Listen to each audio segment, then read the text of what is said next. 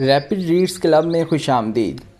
زندگی میں ہر انسان کے دل میں ایک خواب ہوتا ہے، ایک ایسا خواب جو اسے سکون بھی دیتا ہے اور بے چین بھی کرتا ہے، لیکن اکثر لوگ اپنے خوابوں کو حقیقت بنانے سے پہلے ہی ہار مان لیتے ہیں۔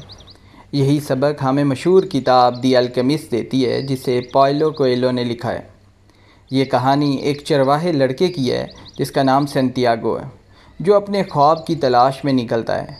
وہ ایک سادہ لڑکا ہوتا ہے جو اپنی بھیڑوں کے ساتھ ایک عام زندگی گزار رہا ہوتا ہے، لیکن ایک دن اسے بار بار ایک خواب آتا ہے جس میں اسے مصر کے حرام کے پاس خزانہ نظر آتا ہے۔ شروع میں وہ اس خواب کو نظر انداز کرتا ہے، جیسے ہم اکثر اپنے خوابوں کو نظر انداز کرتے ہیں، لیکن پھر اسے احساس ہوتا ہے کہ شاید یہ کوئی عام خواب نہیں ہے، بلکہ یہ اس کی تقدیر کی آواز ہے۔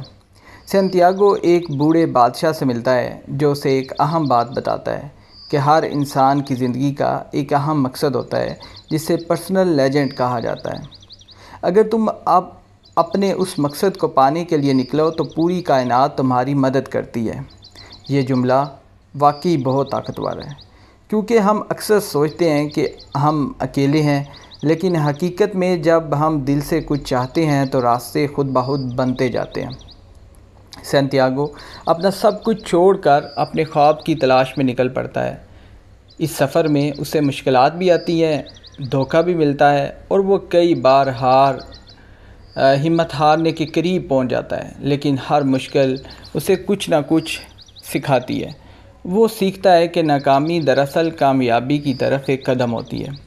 وہ ایک کرسٹل کی دکان پر کام کرتا ہے جہاں وہ صبر اور محنت کی طاقت کو سمجھتا ہے۔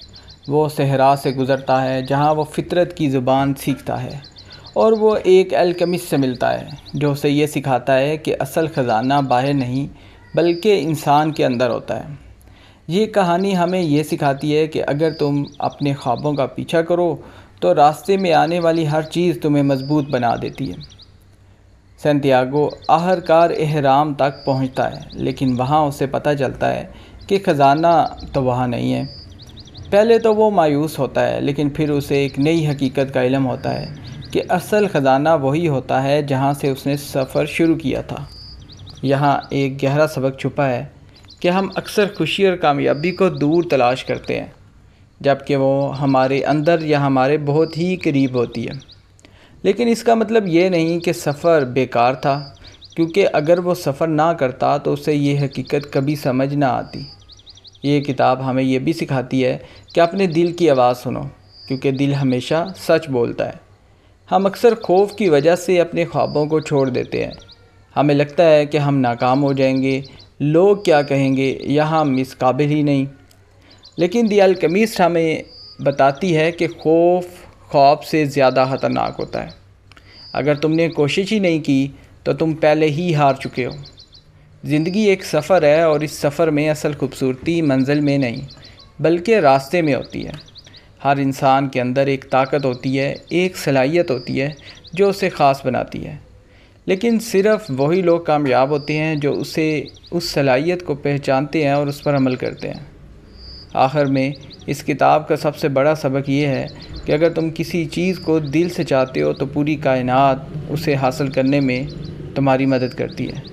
تو آج خود سے ایک سوال کرو، تمہارا خواب کیا ہے؟ اور کیا تم اس کے لیے قدم اٹھانے کے لیے تیار بھی ہو؟ کیونکہ یاد رکھو، خواب وہی سچ ہوتے ہیں جن کے لیے تم ہمت کرتے ہو۔ If you like this video then please subscribe to my channel.